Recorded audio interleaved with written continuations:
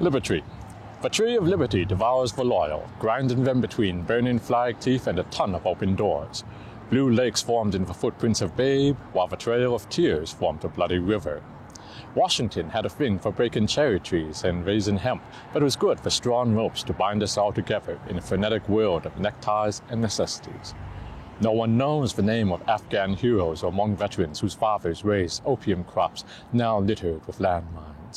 Few can tell you where Russia is, even after 50 years of cold wars and tropical nations they never vacationed in personally. They would be unable to tell you how many of our allies are in an impossible debt, negotiating a cost-effective betrayal. But they can tell you about friends and Miss October.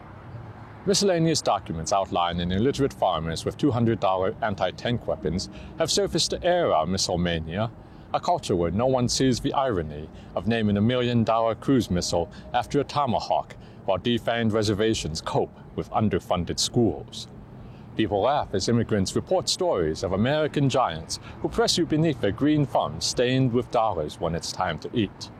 Cannibalized epics and ideas lay exhausted, scattered apple seeds in urban canyons formed by alien policies of war and leverage, and a great love of sequels.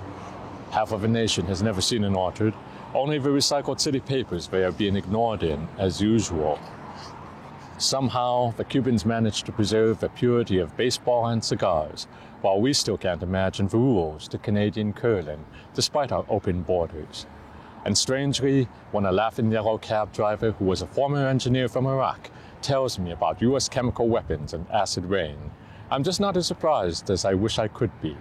His last words rang like a cracked bell outside of a smoking capital of conspiracies. When there's a new war, watch. A refreshing ethnic restaurant will open in your neighborhood soon.